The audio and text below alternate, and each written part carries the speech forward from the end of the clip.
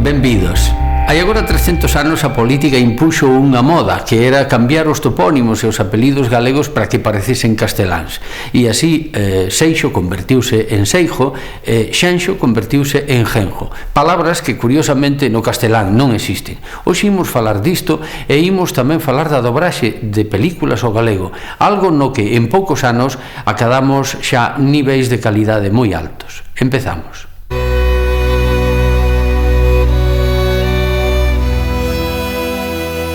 Un seixo ou unha seixa son pedras pequenas, redondeadas e moi duras.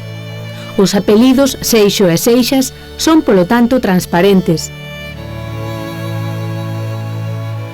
Pero se lles mudamos unha letra, temos Seijo e Seijas, que parecen casteláns e opacos. Esta manipulación do apelido para que pareza castelán practicouse moito nos séculos XVIII e XIX, e explica que hoxe haxa máis persoas cos apelidos Seijo e Seijas. O curioso é que as palabras Seijo e Seijas nunca existiron en castelán, onde o equivalente é guijarro. Por parte, o xe de Seixo e Seixas non é unha grafía nacida no galego, como a enxeito, xeografía ou xerarquía, senón que xa estaba na palabra orixinal latina saxum, que significaba rocha, penedo, ou simplemente pedra, lastro. Este apelido foi primeiro topónimo, e quizáis por iso un e outro se concentran no terzo norte de Galicia. A lei permite hoxe restaurar a grafía correcta dos apelidos.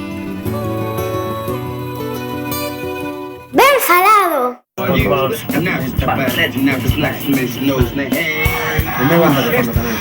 Poder azul, fillos de puta, policía de Miami. Ah, merda, somos negros. Realmente a técnica da dobraxe é universal, adaptar unha lingua a outra pronunciación, a outra articulación, é universal. Che de un loco. Can?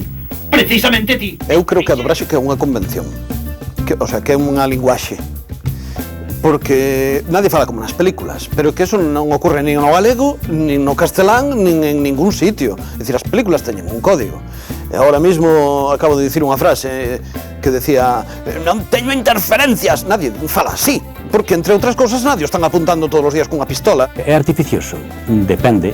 Se a película é artificiosa en sí, pois a lingua pode ser artificiosa. Se a traducción é axeitada, non deberá selo. Por outro lado, temos unha tradición de dobraxe en español desde hai moitísimos anos que fai que esteamos acostumbrados como espectadores a ver as cousas de determinado xeito.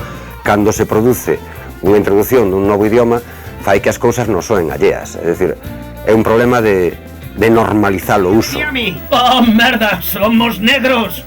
Casper, pousa a bolsa. Líder Alfa, adiante. Nenos malos, que ides facer cando veñamos por vos. Nenos malos, que ides facer. Actores máis relevantes que dobrei, este mesmo que estivemos vendo hai un cachiño, Will Smith, Woody Allen, Jerry Lewis. Eu fun durante a última temporada de Son Goku, cando era Super Saiyan 4, agora Son Goku. Marcus! Vamos a repetilo. E agora estamos no sitio, Repetímolo para asegurar esa parte de Chema, pero quedaba por aí.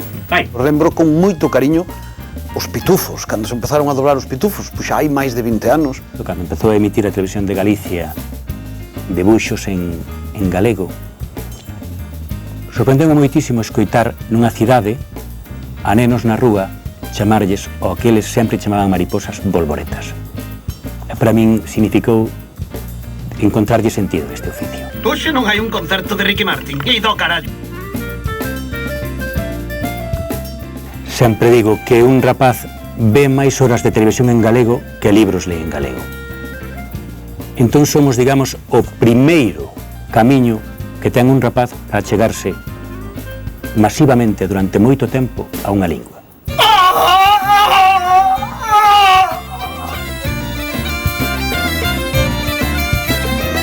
Se nós non defendemos a nosa lingua, que é o que nos dá de comer, que é o noso, digamos, o noso guía, non podemos facer nada. Entón, a lingua é, para nós, primordial.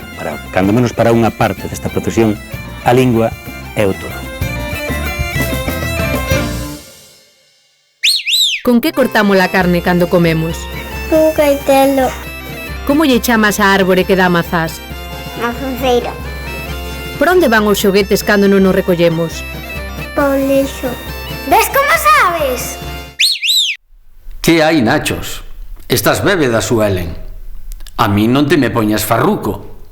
Estas frases, para os máis novos, evocan as series da televisión galega.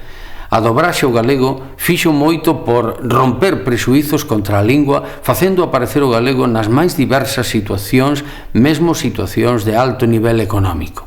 Don Constantino García, un asturiano de Oviedo a quen o galego debe moitísimo, dicía que fixo máis XR falando en galego que un batallón de filólogos. Ata outro día.